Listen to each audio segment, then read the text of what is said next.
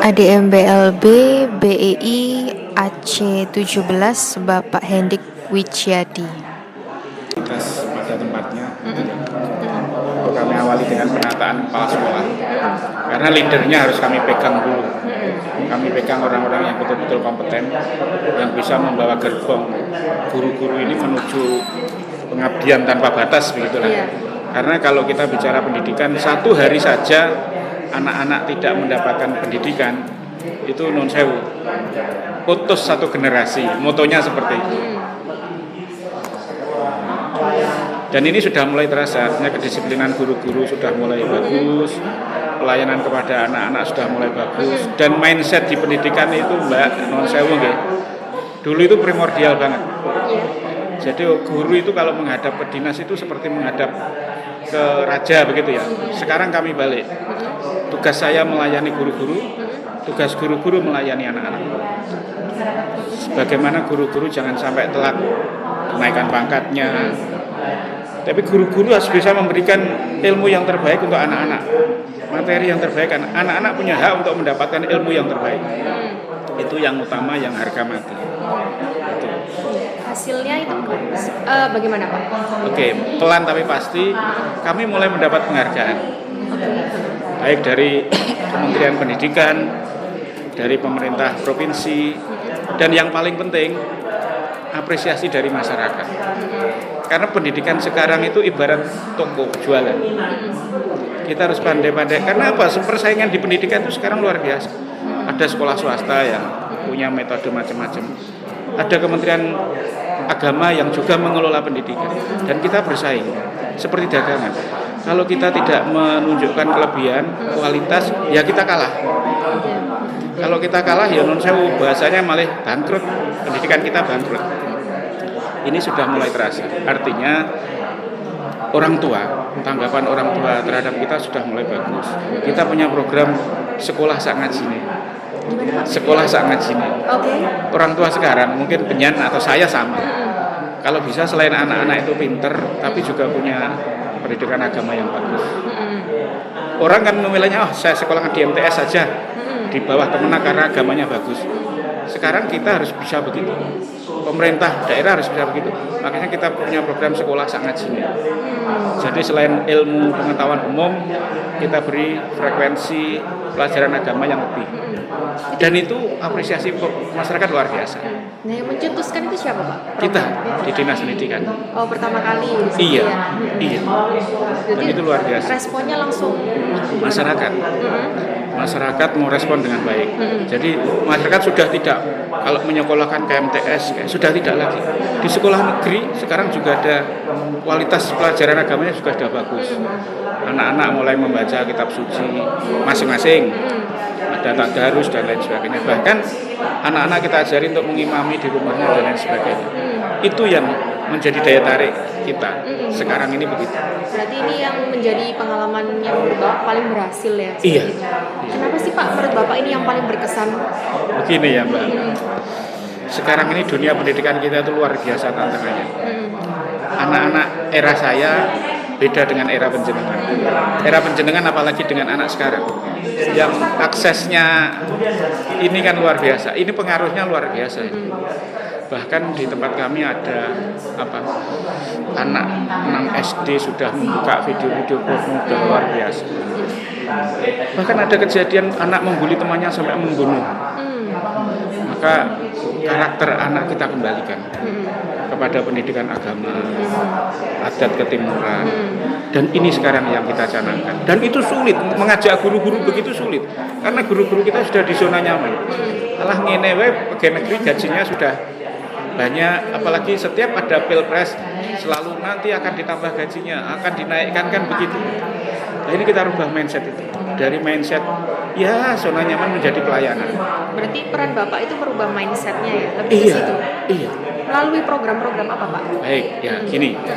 Pertama kita melakukan kegiatan-kegiatan tentu pembekalan, motivasi kepada guru yang sebanyak itu.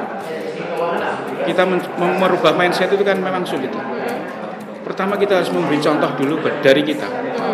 Saya terutama pimpinan ya, kalau di dinas pendidikan non sewu, sentralnya kan ada di kepala dinas dan sekretaris. Karena kalau kepala dinas sendiri jelas tidak mampu. Karena lembaganya kami ada 1.900 lembaga. Pasti kami berbagi peran dengan pimpinan. Kami memberi contoh dulu. Kami datangi setiap lembaga sebisa mungkin kami datangi. Kami rubah mindsetnya. Sekarang kita pelayanan. Bukan lagi datang ngajar, mbuh murid iso napa ndak, yang penting ngajar. Tidak begitu. Tapi tanggung jawab kita, tanggung jawab moral sebagai pendidik.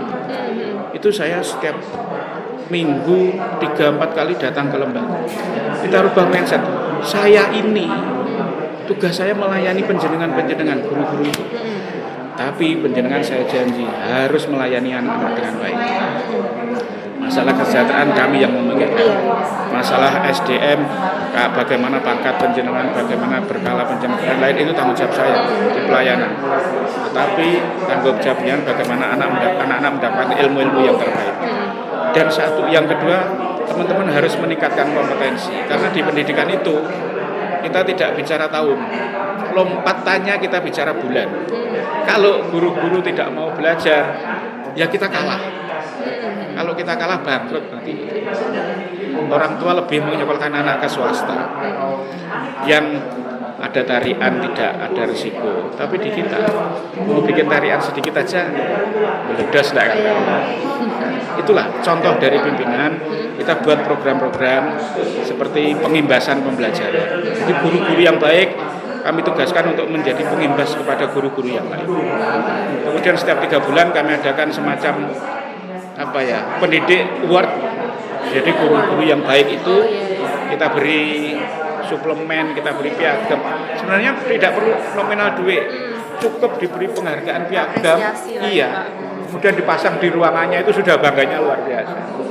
Itu yang kami lakukan. Ya baru 2 tahun, ya belum bisa maksimal. Masih bertahap lah. Nah, iya. Untuk mewujudkan ini kan pasti Bapak nggak mungkin bergerak sendiri ya. Iya. Ya itu dibantu siapa saja Pak? Begini, setiap di pendidikan itu, non sewu di dinas pendidikan, itu masing-masing punya semacam asosiasi. Jadi kepala sekolah SD punya perkumpulan sendiri, kepala sekolah SMP punya perkumpulan sendiri, guru olahraga punya perkumpulan sendiri, guru IPS punya, banyak sekali perkumpulan di lembaga-lembaga di dinas pendidikan, termasuk PGRI. Itu yang kita gandeng. Karena apa? Semakin banyak orang, itu semakin merasa dia kuat. Sehingga kebijakan kita kalau kita hanya dari atas tanpa melibatkan mereka, nggak jalan. Semua harus kita ajak bicara. Kuncinya di situ menurut saya. Dan ini jalan. Dan ini sudah jalan di Kabupaten Blitar. Berarti selain asosiasi, kemudian ada PGRI, mungkin ada lembaga lain mungkin Pak dalam penerapan mungkin dalam pendidikan agamanya atau mungkin. Oh iya, kami bekerja dengan Kemenak tentu.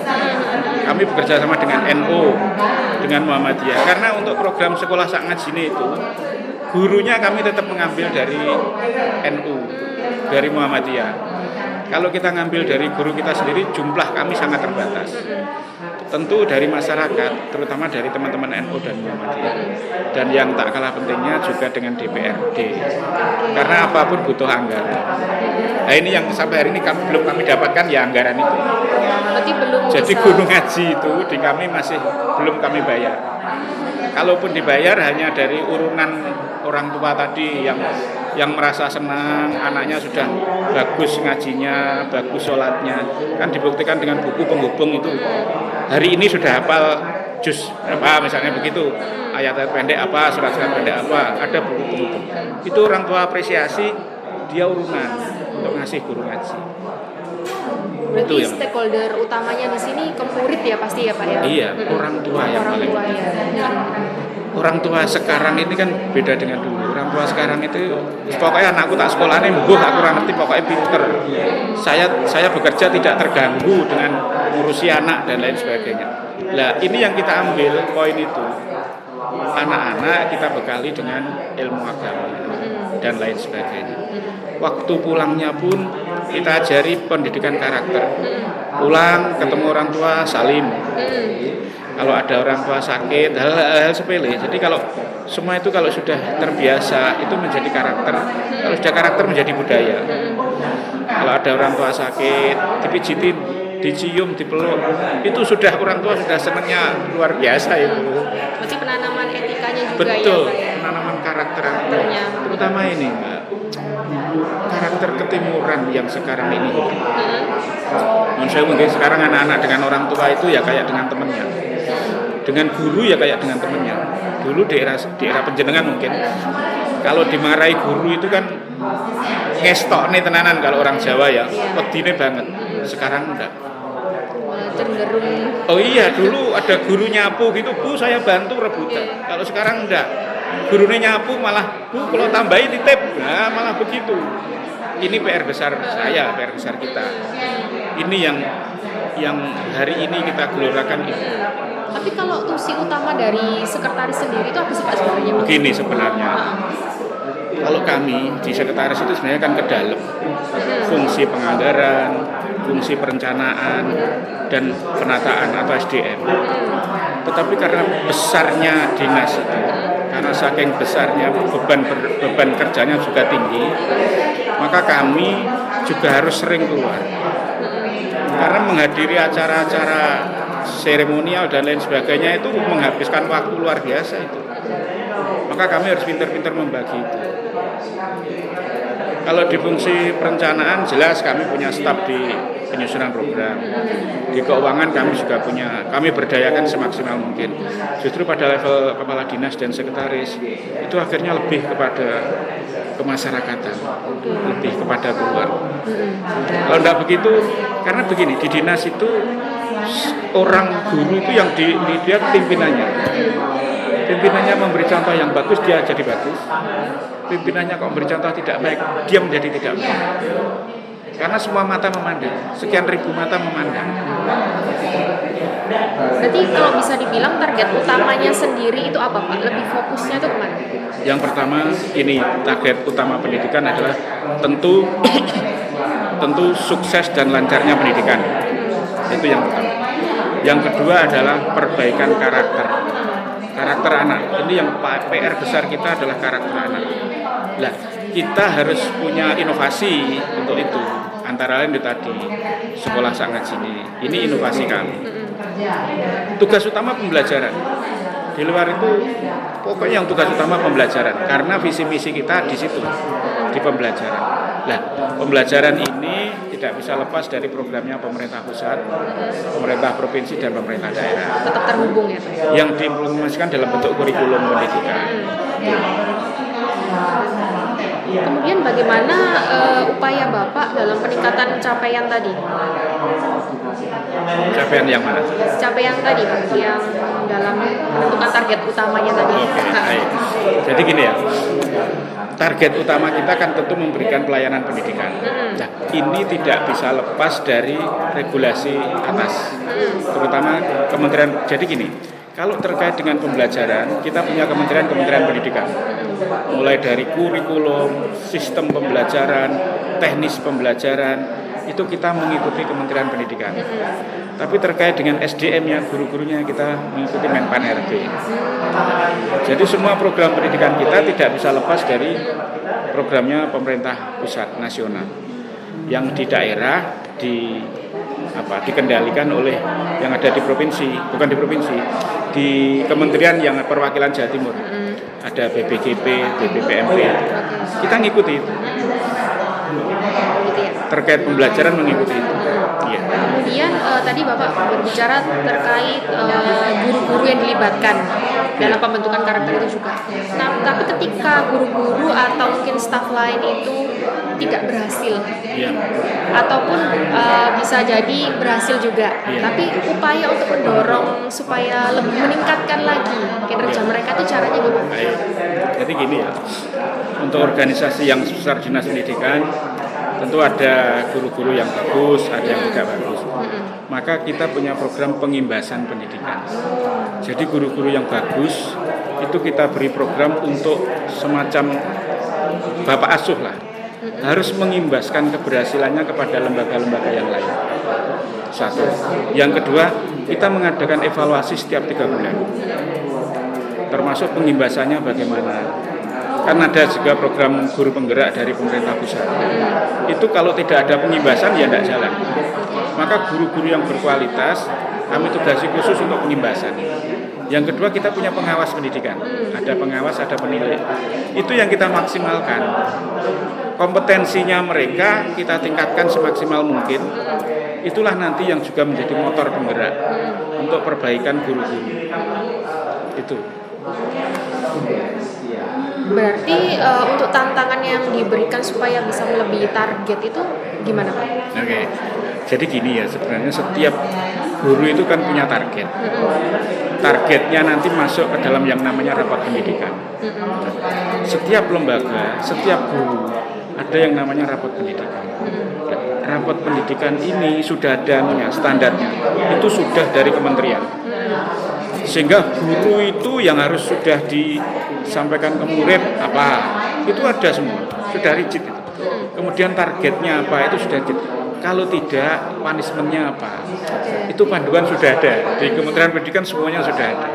Kami yang di daerah tinggal memotivasi saja. Tentu kami juga punya semacam tadi, punishment dan reward. Kalau yang bagus kita beri reward, misalnya ini ada kepala sekolah bagus atau guru bagus, maka rewardnya bukan apa-apa, tapi kami geser ke lembaga yang lebih tinggi, lebih besar. Karena kalau lembaga lebih besar itu kesejahteraannya juga akan meningkat. Kami geser dulu. Guru yang kurang bagus kita tempatkan di tempat, ya kalau di Blitar itu ada Blitar Selatan, ada Blitar Utara. Blitar Selatan itu agak minus. Sehingga guru yang kompetensinya kurang bagus ya, punishment kami ya kami taruh di lembaga kecil yang agak jauh. Sehingga kalau dia ingin baik ya perbaiki. Ukurannya apa? Muridnya harus meningkat. Satu. Yang kedua, bagaimana masyarakat bisa menerima ndak guru ini. Karena guru kan setiap hari dipantau oleh masyarakat. Kalau memang bagus dengan masyarakat, muridnya bagus, pelayanan pendidikannya bagus, kita beri reward. Selain tadi award setiap 3 bulan atas inovasi-inovasi itu tadi. Apa tidak menimbulkan kesenjangan Pak, di mana yang tidak bagus dikelompokkan di sini, yang bagus dikelompokkan di sana? Bukan dikelompokkan di sini tidak.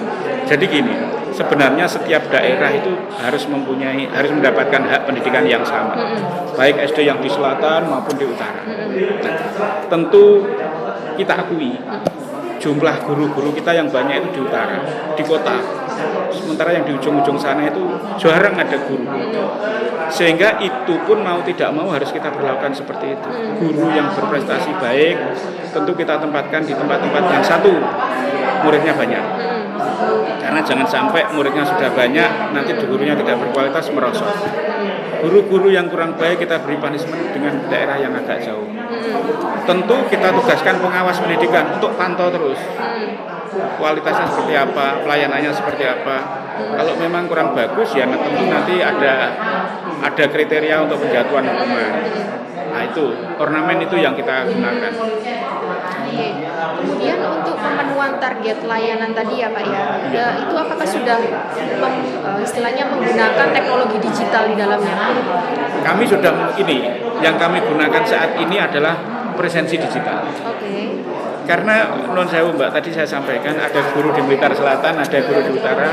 Rata-rata guru-guru itu rumahnya jauh, sehingga seringkali terlambat dan lain sebagainya. Dan ini mempengaruhi masyarakat akhir. Sudah masyarakat, wartawan, LSM semua ke dinas. Bagaimana anak saya kok guru-gurunya telat? Kami menggunakan presensi digital. Jadi selama yang namanya guru harus siap ditempatkan di mana saja di wilayah Kabupaten Blitar. Kami gunakan sekarang dengan presensi digital sudah pelayanan sudah bagus, guru-guru tertib datangnya. Bahkan sampai kepala sekolahnya bilang begini, Pak Sek, guru-guru saya lebih takut kepada absen daripada ke saya kepala sekolahnya. Antara lain itu. Kalau inovasi-inovasi lain Pak yang berbasis teknologi mungkin yang sudah diterapkan? Jadi pelayanan kami terutama di sekretariat kami menggunakan aplikasi banyak terkait dengan kenaikan pangkat, terkait dengan gaji berkala, itu kami menggunakan aplikasi semua. Karena orang kita demikian banyak, Kalau tidak dengan menggunakan aplikasi, jelas kami keteteran. Karena SDM kami sangat terbatas, jumlahnya terbatas, kemampuannya terbatas. Justru kami mengandalkan aplikasi-aplikasi itu tadi.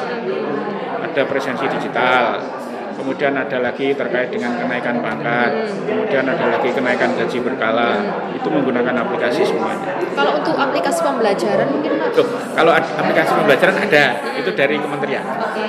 Programnya dari kementerian. Ada. Mensosialisasikan ke murid-murid atau guru-guru itu siapa? Ke guru. Jadi bertahap dari kementerian nanti ke BBPMP dan BPKP yang ada di provinsi, dari provinsi kemudian ke kabupaten kota pengimbasan namanya kepada kepala sekolah baru kepada guru-guru. Berjenjang begitu. Karena memang SDM-nya banyak sekali. Kalau terkait dengan pembelajaran ke gurunya, bukan ke muridnya. Kemudian mungkin ada kendala yang dihadapi dalam penerapan itu. Kendalanya sebenarnya kami di daerah saat ini, Mbak, sarana prasarana kami sekarang ini, mungkin penyiar pernah dengar SD Impres kan? SD Impres itu dibangun di era Pak Harto.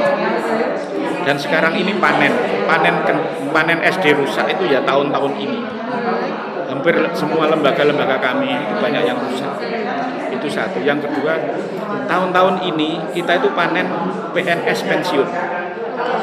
Karena rekrutmennya di era Pak Harto dulu besar-besaran. Ini masanya dia pensiun. Dalam 1 bulan itu hampir 60 yang pensiun guru kami. Kendala kami 2, di sarana prasarana, terutama gedung, dan kedua banyaknya PNS yang pensiun. Nah, solusinya bagaimana Pak ketika Bapak tadi menyebutkan itu? Ini ya, gini ya, kalau sarpras itu kan tidak lepas dari anggaran. Sementara kemampuan keuangan daerah itu sangat-sangat terbatas. Kita tidak bisa memanfaatkan wali murid karena tidak boleh, karena kita beda dengan swasta. Kalau swasta loss, kalau kita sedikit saja minta bantuan wali murid, nanti wartawan, LSM, polisi, kejaksaan datang semua. Kita hanya bisa mengandalkan anggaran yang dari pusat, yang disebut DAK.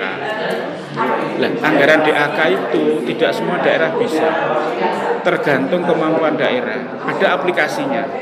Nah, rata-rata sebelum saya itu, guru-guru itu tidak mau dinilai jelek. Dia selalu mengatakan gedungnya bagus, toiletnya bagus. Sekarang itu kita rubah. Kita potret apa adanya, sampaikan pada pemerintah pusat. Dan alhamdulillah DAK mulai datang banyak. Itu kita juga dibanding ke beberapa daerah. Kalau mengandalkan APBD, ya non sewu Kabupaten Blitar kemampuannya sangat terbatas. Itu memang kendala di pendidikan, di dinas pendidikan begitu. Kita tidak bisa mengandalkan pemerintah daerah, tidak bisa mengandalkan masyarakat, tidak boleh, bukan tidak bisa, sebenarnya bisa, tapi tidak boleh. Maka satu yang jalan ya kita menggunakan anggaran dari pemerintah pusat yang sebenarnya banyak, tapi pinter-pinteran ngambil. Ya itu yang kita maksimalkan. Selain solusi itu Pak, mungkin ada alternatif lain Pak? Alternatifnya terkait dengan anggaran. Betul. Ya memang terkait dengan anggaran itu problem. Kami berusaha mencari CSR. Itu pun sangat terbatas. Sudah dilakukan ya Pak? Sudah. Kami dengan BRI, dengan Bank Jatim. Tapi antara kemampuan CSR dengan jumlah lembaga kami, jumlah permasalahan kami sangat-sangat tidak sebanding. Sangat-sangat. Makanya yang bisa kita lakukan adalah kepala sekolah saya minta komunikasi baik dengan kepala desa. Karena di desa itu ada anggaran yang bisa dipakai untuk pendidikan. Maka kita minta untuk berhubungan baik dengan pemerintah desa. Ya, gampangannya ngerayu pemerintah desa sedikit lah, biar nanti ada anggaran desa yang bisa disisipkan untuk. Ya itu salah satu solusi. Kalau tidak begitu, aduh. Tapi itu berdampak ya Pak? Sangat berdampak. Artinya ya tidak bisa maksimal ya. Dampak itu paling tidak setiap ada program pembangunan di desa itu toiletnya dibenahi sama desa. Walaupun ruang kelasnya tidak dibenahi, tapi toiletnya dibenahi sama desa. Pavingnya oleh desa, pagarnya oleh desa. itu sudah sangat membantu. Kalau kita nggak pinter-pinter inovasi begitu, ya gitulah kondisi pendidikan di Indonesia hampir sama lah. Kecuali Surabaya, Jakarta, kota-kota besar itu clear, anggarannya besar. Kalau daerah begitu. Kemudian Pak, di dalam bekerja kan kita selalu dihadapkan dengan situasi perubahan. Bisa jadi perubahan, ada pimpinan baru, prosedur. Tapi di sini saya ingin fokus ke perubahan terkait adanya penerapan digitalisasi nih Pak. Nah, mungkin bisa diceritakan permasalahan krusial yang pernah dihadapi berkaitan dengan perubahan atau transformasi teknologi. Oke, jadi begini. Di pendidikan itu sebenarnya guru itu tidak boleh melaksanakan yang lain selain pendidikan, selain mendidik, selain mengajar. Sehingga kalau ada teknologi aplikasi yang baru yang kita terapkan, satu, mereka pasti kepondal-pondal. Yang kedua, mereka tidak punya tenaga. Makanya tenaga yang ada yang kita manfaatkan adalah tenaga yang non guru. Cuman kebanyakan yang non guru itu SDM-nya rendah. Ya, antara lain penjaga SD, itu kan SDM-nya rendah. Itu yang kita maksimalkan. Memang digitalisasi itu ada resistensi kalau itu mempengaruhi rezeki orang, guru-guru ya, mengaruhi rezeki guru-guru, mengganggu zona nyaman mereka. Contoh presensi digital saja, pada waktu kami terapkan luar biasa. Kami di demo waktu itu. Mereka menggandeng PGRI, demo kita. Nah, akhirnya kami jelaskan. Langkah pertama, aturannya dulu yang kami perkuat. Kalau kita sudah bisa, ini aturannya begini. Anda mau melawan aturan, kan begitu. Kalau sudah ada aturan, itu yang pertama. Yang kedua, tentu itu harus bertahap. Tidak bisa langsung del gitu. Ini resisten. Kalau ada penolakan juga, nanti yang jadi korban anak-anak, yang jadi korban murid. Maka kita harus pinter-pinter. Penerapan digitalisasi itu bisa diterima mereka, tetapi dengan kesadaran. Ini yang paling penting. Nah itu apalagi itu menumbuhkan. Sekarang digitalisasi itu bukan lagi kewajiban, tapi kebutuhan. Kalau kewajiban kan mereka terpaksa. Tapi kalau sudah kebutuhan, oh iya ya. Berarti dengan adanya digitalisasi itu pangkat saya sekarang sudah tidak pernah ngajar. Gaji saya tidak pernah tertunda. Merasakan dampaknya. Mereka merasakan. Cuman permasalahan kami di SDM memang. Karena guru itu tidak boleh apapun selain mengajar. Undang-undangnya begitu. SDM kita terbatas. Ya mau tidak mau, kami harus ya tepos seliro dengan mereka lah. Artinya semuanya jalan. Program kami jalan, digitalisasi jalan, tapi memang tidak bisa dengan tangan keras. Regulasi kita buat, sosialisasi kita gencarkan pelan-pelan. Dan aplikasinya atau digitalisasinya tidak bisa yang langsung keras gitu, nggak bisa. Misalnya presensi. Dulu presensi yang penting HP kan ya, digital. Yang penting ini, itu juga diakali. Akhirnya kami gunakan dengan wajah. Dan terus bertahap begitu. Kalau langsung dengan wajah jebret, wah pasti resistennya tinggi. Mereka gandeng PGRI, gandeng macam-macam yang jadi korban murid nanti. Makanya pelan-pelan. Oke, yang penting HP-nya cukup tik-tik-tik, nggak usah pakai wajah. Jalan 3 bulan, mulai pakai wajah. Wah, sudah bingung lagi. Setelah pakai wajah, sekarang pakai apa? Jadi harus ada kedip, harus ada bibir gerak begitu, menunjukkan kalau itu manusia. Ya harus begitu. Kita sebagai pimpinan harus punya strategi. Kalau nggak gitu nggak jalan. Berarti peran Bapak ini lebih ke mensosialisasikan atau seperti apa Pak? Kami mensosialisasikan dan memberi contoh. Kami amali dari dinas kami dulu. Kemudian kami ke lembaga di bawah, di guru-guru kita sosialisasikan. Nah itu yang penting. Setelah disosialisasikan, setelah mereka baru merasakan manfaatnya, kita tambah lah. Pelurunya kita tembakkan lagi, satu lagi, agak ketat lagi. Terus begitu. Kalau langsung ketat, nggak jalan. Kalau dari Bapak sendiri mungkin ada ide perubahan yang berupa digitalisasi yang pernah Bapak cetuskan atau gimana? Itu absensi. Absensi itu daerah saya. Sebelumnya enggak. Absensi itu sebelumnya kan manual. Dan sertifikasi guru TPP, TPG itu kan manual. Jadi orang terlambat, orang masuk, orang disiplin atau enggak sama saja di guru itu gajinya sama. Begitu ada absensi digital akan kelihatan semua. Baru ada pembedanya. Itu berpengaruh ke penghasilan. Nah, itu resistensinya tinggi. Tapi regulasinya sudah kita buat. Regulasi kita buat, termasuk sistemnya pun kami buat sedemikian rupa yang mudah. Yang mudah itu bertahap-tahap. Dan ini jalan. Dulu resistensinya luar biasa. Ya kita paham ya, Blitar itu ada Blitar Selatan, Blitar Utara. Guru itu mengumpul di Blitar Utara semua. Untuk ke selatan jaraknya ada yang 50 kilo dari rumah, 60 kilo dari rumah. Dan perempuan, ibu-ibu. Kalau kita paksa digitalisasi, mereka harus berangkat jam berapa? Ini kami sosialisasikan pelan-pelan. Sambil kami penataan guru, kami dekatkan dengan domisili. Termasuk juga kami mencoba menyadarkan mereka. Yang penting, Bapak berangkat dulu, usahakan pelan-pelan tapi pasti. Ya awalnya, wah gara-gara absensi saya kecelakaan dan seterusnya dan seterusnya. Tapi karena ini kita clearkan dengan tunjangan, kita linkkan dengan tunjangan dan lain sebagainya, mereka akhirnya merasa, oh ini bukan kewajiban tapi kebutuhan. Jalan. Berarti cara memotivasi mereka itu betul. Gitu ya? Iya, dan itu harus pelan-pelan. Harus ada strateginya. Karena antara resistensinya di sana itu besar sekali. Dan orang banyak itu kan merasa kuat. Kalau mereka bersatu menolak, ya sudah kita tidak bisa apa-apa. Makanya kita harus punya pimpinan, harus punya strategi itu.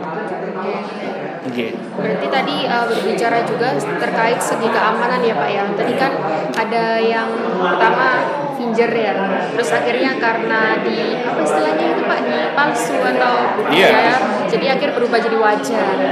Kami tidak pakai finger malah. Kan finger mahal itu. Sementara lembaga kami sekian ribu, anggaran nggak ada.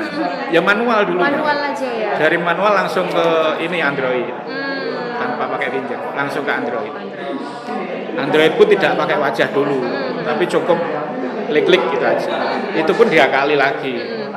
HP-nya ditinggal di lembaga, nanti yang ngeklik-ngeklik Pak Boni gitu kan. Kita rubah lagi pakai wajah. Setelah pakai wajah, kemudian pakai gerak bibir, kedip mata. Ya begitu terus. Mungkin ada inovasi lain Pak selain ini. Setelah ini mungkin ada tambahan apa? Gini. Kita itu menghadapi masalah terkait dengan jumlah guru dengan jumlah murid kan tidak sebanding. Guru-guru itu sebenarnya di tempat kami, kalau kita bicara jumlah guru dengan murid sebenarnya cukup.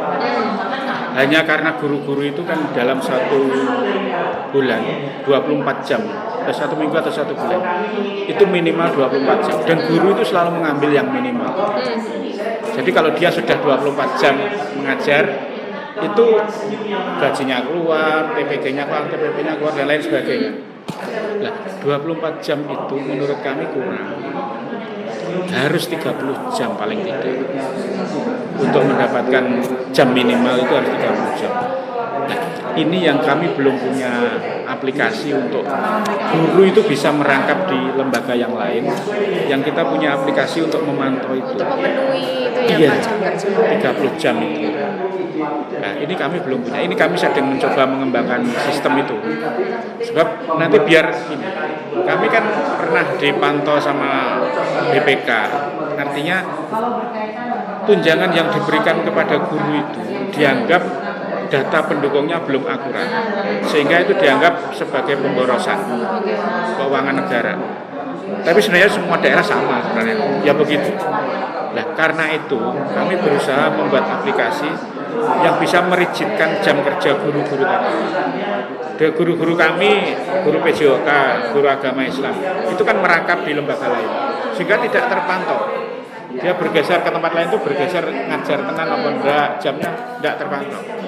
Nah, kami berusaha membuat sistem itu yang bisa memantau pergerakan guru dan pemenuhan kewajiban jam setiap bulannya. Itu sudah sejauh apa Pak pengembangan penyusunan ini? Kami menggandeng pihak ketiga. Pertama kami kemarin mencoba komunikasi dengan Dinas Pendidikan Banyuwangi yang sudah bagus, termasuk Surabaya ini yang sudah bagus. Kami mencoba minta aplikasinya seperti apa, tapi tidak semuanya diberikan. Ada sesuatu yang ya itu merupakan kearifan lokal. Kami mencoba menerapkan itu, kami menggandeng pihak ketiga. Karena kami bukan ahlinya di bidang itu. Saya hanya punya ide, punya rencana, kami maunya begini, kami eksekusinya kami dengan memanfaatkan pihak ketiga. Cuman memang kendalanya di anggaran. Apalagi tahun ini yang sama Pak Prabowo semua dikeprasi itu berat bagi kami. Tapi tetap ini menjadi rencana prioritas saya nanti.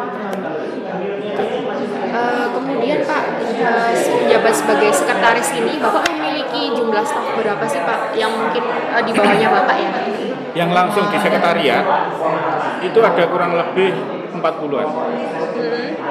Tapi kan sebagai sekretaris kami juga punya kewenangan di bidang-bidang yang lain. Kami kurang lebih ada sekitar 70-an. Yang ada di dinas lah ya, sekitar 70-an. Sementara lembaga yang kami layani, kalau di total semua ada 1.900 sekian lembaga. Sehingga tentu ini juga sangat terbatas ya. Sedangkan yang pensiun, yang seperti yang saya sampaikan tadi, yang PNS itu justru yang senior. Maka mau tidak mau kami menggunakan tenaga non-ASN. Dan itu pun tahun ini sudah tidak boleh kan, karena ada program P3K itu. Kami memaksimalkan tenaga dan kami membuat jaringan dengan masing-masing kecamatan, kan ada korwil namanya, koordinator wilayah. Kami mencoba satu kecamatan satu prakom. Karena problemnya itu sebenarnya ya di data, di pelayanan kepegawaian. Sehingga satu kecamatan satu prakom. Jadi kami baru saja ada penerimaan prakom hampir 30 sesuai dengan jumlah kecamatan kita. Kami tempatkan di masing-masing kecamatan. Untuk memperbaiki data-data itu ya, menyusun lagi. Jadi pendidikan itu masalah data itu. Luar biasa itu. Dengan jumlah staf yang cukup banyak ya Pak ya, bagaimana cara Bapak membagikan tugas kepada mereka? Berdasarkan apa sih Pak? Setiap staf sekarang kan tidak ada staf. Semua orang itu di ASN punya jabatan masing-masing sekarang. Dan itu sudah jelas, tusinya juga sudah jelas. Kemudian perjanjian kinerjanya, target sasarannya sudah jelas. Kami di sekretariat sebagai pimpinan tinggal memantau saja. Mana yang sudah melaksanakan sesuai target, mana yang belum. Kalau belum, tentu kami menyemangati secara berjenjang melalui pimpinannya, mungkin kasihnya, kabitnya, dan seterusnya. Tentu semua sekarang sudah ada di staf kan. Sampai terkecil pun sekarang semua punya jabatan. Operator, analis atau apa, sekarang kan begitu. Lebih mudah pemantauannya lebih mudah. Tapi tetap harus memahami kelebihan dan kelemahan mereka juga ya tentunya Pak. Apapun manusia tetap manusia. Artinya semua orang itu punya kelebihan dan punya kekurangan. Dan di problem di kami di Dinas Pendidikan Kabupaten Blitar, rata-rata PNS kami itu dulu itu anaknya si A, ponakannya si A direkruti jadi pegawai di situ, sehingga SDM-nya macam-macam. Saya sebagai pimpinan tentu harus bisa mengukur mana kelebihan A, mana kekurangan A. Semua orang punya kelebihan dan kekurangan. Tinggal pinter-pinter kita saja mengorkestrasi itu menjadi harmoni atau apa namanya. Yaitu tugas pimpinan. Kemudian kan pasti Bapak menemui dalam hal pekerjaan itu ada rekan-rekan itu yang mengalami kendala kesulitan gitu ya Pak ya. Gimana Bapak menyikapi ketika ada yang mengeluh atau mengalami? Saya ini tipe orang yang suka diskusi. Jadi setiap beberapa hari sekali staf saya ajak diskusi. Saya sampaikan diskusi ibaratnya gelut silahkan. Tetapi begitu selesai kita satu suara, kita komitmen pada hasil diskusi. Saya menanamkan anggota saya untuk gemar berdiskusi. Dan semua saya beri peran yang sama. Tidak peduli lokasi, tidak peduli staf, harus berani bicara. Dan semua saya dengarkan, bermutu atau tidak pun saya dengarkan. Tapi nanti kesimpulannya saya sudah punya. Kesimpulannya nanti begini. Dan kita harus komitmen hasil dari diskusi inilah nanti. Jadi program, rencana programnya apa, kemudian laporan dari masing-masing, kesulitanmu apa, kendalamu apa, pokoknya tidak selesai. Perlu saya yang turun, atau cukup penjenengan? Saya saja Pak, oke jalan. Maksimalkan staf kamu yang punya kelebihan ini. Gitu, biasanya begitulah. Kemudian terkait pengalaman ini Pak, dalam bekerja, pastinya kan Bapak memiliki pengalaman mengetahui atau melihat ya rekan kerja Bapak ini ada yang mengalami istilahnya ya, melakukan pelanggaran lah etika norma. Tadi Bapak sudah sempat menyebutkan ada penyalahgunaan absensi, atau mungkin bisa disebutkan lagi pelanggaran yang mungkin lebih berat atau seperti apa? Ya, Mbak, di pemerintahan itu kan tidak bisa lepas dari politik, tidak bisa lepas dari apa-apa.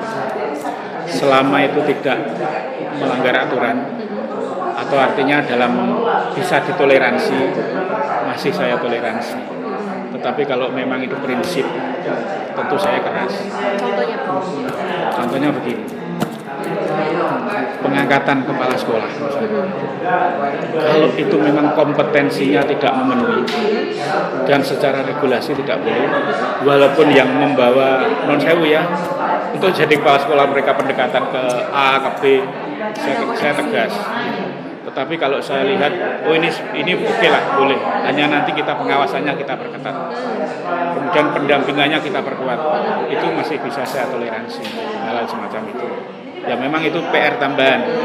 Tetapi kita tidak bisa tidak berkompromi dengan hal semacam itu.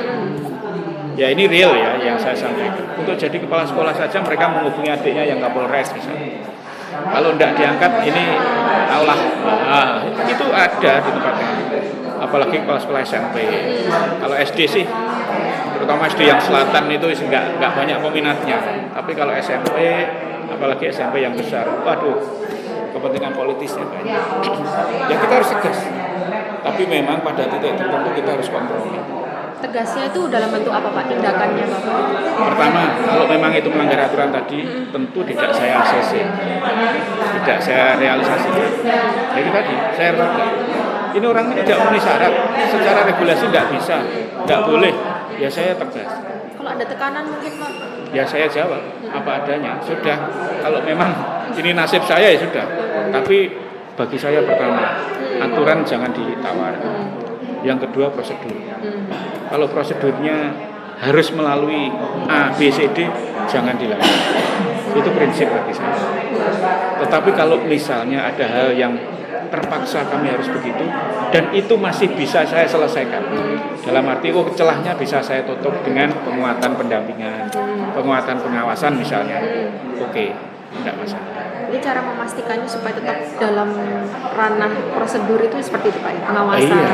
Iya, harus itu. Orang sebanyak itu kalau tidak diperkuat di pengawasan, kemampuan saya terbatas.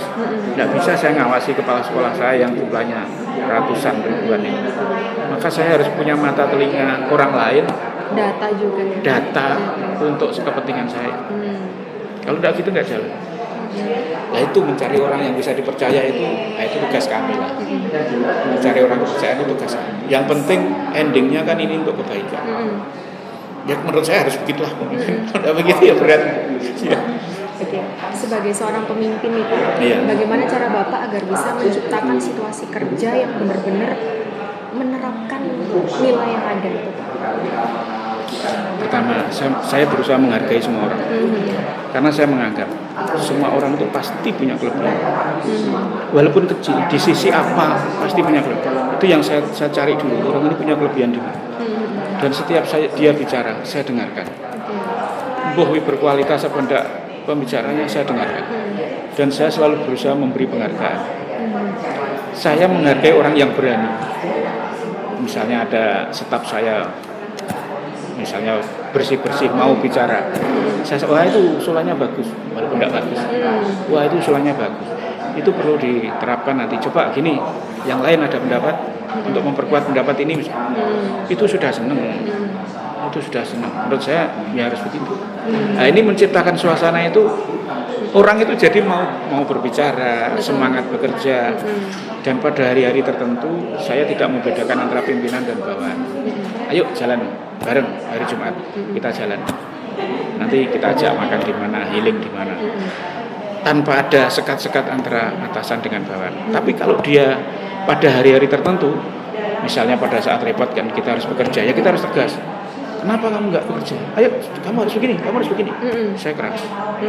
Tapi pada saat-saat tertentu juga saya rangkul dia, saya ajak bicara. Bahkan saya ajak keluar, saya yang nyetir, dia penumpangnya. Itu senang sekali. Gitu. Ya itulah mungkin seninya begitulah. Tapi kalau langkah antisipasinya, mungkin ada beberapa orang yang istilahnya nggak takut ya Pak akan hukuman. Nah, kalau misalkan dia tetap nggak mau mematuhi prosedur, gimana langkah Bapak? Nah, gini, saya sering mengambil langkah-langkah itu sebagai shock therapy. Dari sekian banyak orang itu pasti banyak tidak satu dua yang melakukan pelanggaran. Saya ambil satu yang kira-kira ini nanti pengaruhnya kuat, imbasnya ke yang lain. Saya ambil satu, ini saya tegasi jebret. Saya tegasi ya. Akhirnya yang lain yang biasanya melanggar itu juga mulai merasa takut juga dia untuk melanggar. Kalau saya menghukum semuanya, saya khawatir ada resistensi. Kalau ada resistensi, organisasi bisa macet. Makanya saya harus punya shock terapi. Saya ambil satu, saya beri ketegasan. Yang lain sudah pikir. Kalau dia betul-betul sudah nggak bisa dibenak nih, ya itu saya sebagai pimpinan ya harus tangan besi. Aturannya kamu harus saya keluarkan, kamu saya keluarkan. Harus tegas begitu. Karena kita sebagai PNS itu kan sudah ada aturannya terkait kepegawaian, terkait dengan misalnya tidak masuk sekian hari. Pada saatnya kita harus tegas, Tapi pernah menerapkan itu ya Pak? Pernah juga saya langgar. Saya melihat dari sisi kemanusiaan. Ada seorang guru yang sudah 1 tahun mau pensiun. Dia ada permasalahan keluarga yang berat, sehingga dia sering tidak masuk. Maka kalau ini saya berhentikan, maka ini akan dipecat tidak dengan hormat. Dia seorang janda. Akhirnya saya mengambil solusi bagaimana supaya dia dipecat, tapi dengan hormat, sehingga dia tetap mendapatkan gaji walaupun tidak banyak. Itu sisi kemanusiaan saya yang bicara. Tapi secara substansi saya tidak melanggar aturan. Dia tetap dipecat, kan begitu. Kasus-kasus seperti ini di kami banyak. Ya kadang kami harus menggunakan hati nurani, tapi kadang kami juga harus keras. Karena apa yang saya lakukan itu dipelajari ribuan orang yang kayak tidak tegas, berarti saya harus melanggar dan diperlakukan sama. Ini yang bahaya. Itulah. Ya itu seninya harus begitu. Selanjutnya ya Pak, terkait kemampuan dan keterampilan bawahan, apakah Bapak pernah melakukan pemetaan untuk melihat orang ini bisa ini, orang ini bisa ini? Oh iya, itu yang saya lakukan dalam saya pertama datang ke dinas pendidikan itu, yang saya petakan dulu. Orang ini kuat di pembelajaran misalnya, ini berarti harus saya jadikan kabit kurikulum. Orang ini kuat di manajemen misalnya begitu. Ini bisa saya taruh menjadi kabit SMP. Kabit kurikulum ini harus kuat di pembelajaran. Saya tidak berani berjudi dengan kabit kurikulum.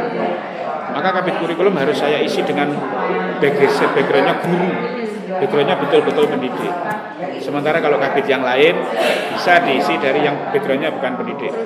Itu harus saya petakan betul. Kalau tidak begitu, pendidikan jangan dibuat main-main loh, itu loh Pak. Ini 1 hari saja itu resikonya 1 generasi, katanya begitu. Tapi itu cara meningkatkan kemampuan mereka agar bisa lebih ya Pak ya, lebih memunculkan inovasi atau mungkin lebih aktif gitu ya. Nah ini guru-guru saya itu banyak yang jadi motivator, punya keahlian di bidang motivator. Termasuk guru-guru agama itu mesti punya keahlian di bidang agama. Saya undanglah dia setiap Jumat itu, ayo pagi kultum kuliah 7 menit. Saya panggilkan guru agama yang pintar-pintar itu untuk memotivasi mereka. Ya begitu caranya. Ya itu kan gratis, ngono-ngono kan. Merintah anak buah kan gratis. Kalau pakai orang lain kan mahal itu. Motivator kan beneran kan mahal. Ya itu salah satu caranya. Dan ini jalan. Kalau penjadwalan diklat atau pelatihan mungkin Pak? Kalau diklat itu kami karena keterbatasan anggaran, kami hanya mengikuti programnya provinsi, programnya kementerian. Iya. Terkait untuk mengadakan sendiri, anggaran kami sangat terbatas. Makanya begitu-begitu pengimbasan kami, guru-guru yang mulai pulang dari diklat itu, kamu pengimbasan kepada binaan-binaan. Ya begitu caranya.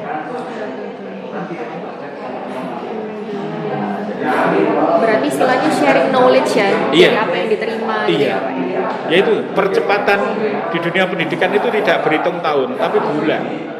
Kalau tidak ada transfer knowledge itu tadi, aduh, kesenjangan luar biasa. Kesenjangan luar biasa. Ada yang guru yang pointer, ada guru yang terutama yang di ujung tidak pernah buka HP itu. Kalau tidak begitu kasihan. Akhirnya kualitas pendidikan tersekat-sekat. Makanya itu transfer knowledge itu sangat penting. Kalau di dunia pendidikan itu konflik yang paling sering muncul ya Pak ya, dan itu sangat berdampak besar. Itu apa Pak biasanya? Itu tadi yang sering terjadi di kami akhir-akhir ini itu adalah pengaruh dari luar. Pengaruh dari luar itu pengaruh gadget ini, pengaruh informasi yang begitu, kemudian tekanan-tekanan dari pers, LSM dan lain sebagainya kepada kami. Kemudian juga guru-guru kami itu tidak punya keahlian untuk jadi pemborong, tapi diserai tugas untuk jadi PPTK ya, impro. Itu bukan keahliannya. Itu yang kami rasakan saat ini. Nah, kami harus jeli. Makanya kami berusaha berkomunikasi dengan stakeholder yang lain, dengan PU terkait dengan guru-guru kami yang ada bangunan membangun sekolah dan lain sebagainya. Kami transfer knowledge dari PU, kami undang mereka. Dan yang paling penting saya tanamkan, guru-guru saya harus tahu aturan. Perkembangan aturan harus mengikuti terus. Ini yang saya jaga betul. Kalau enggak, kasihan saya. Kalau harus dipanggil polisi, dia waduh, kasihan. Itu problemnya selalu begitu, setiap tahun selalu begitu. Kemudian yang terakhir terkait self assessment ya Pak. Tadi Bapak sempat mengisi ada 3 bidang ya yang dikuasai dan disukai. Masih ingat Pak? Oh iya ya. Yang pertama Bapak mengisi pendidikan. Ya. Nah, alasannya apa Pak? Karena saya sekarang ada di dunia pendidikan. Saya bukan orang pendidikan. Saya orang ekonomi. Saya dulu dari BKD. Kemudian, ya ini kebijakan pimpinan. Saya ada di pendidikan. Hari ini saya ada pendidikan. Karena hari ini saya ada di pendidikan, maka mau tidak mau saya harus terjun. Bahasa-bahasaan sekalian. Semakin saya terjun, saya semakin suka. Jadi pendidik anak itu Mbak, ada seninya luar biasa. Dan ini nilai ibadahnya tinggi. Salah satu yang bisa menyelamatkan kita nanti kan ilmu yang kita berikan. Walaupun saya tidak memberikan ilmu secara langsung, tapi saya membenahi guru-guru sehingga guru-guru bisa memberikan ilmu yang terbaik. Mungkin pahalanya bisa masuk ke saya. Itu yang buat saya senang di pendidikan. Dan tanggung jawabnya besar. Seninya tinggi. Itu pendidikan. Yang kedua ekonomi kalau tidak salah. Itu karena background saya sarjana ekonomi.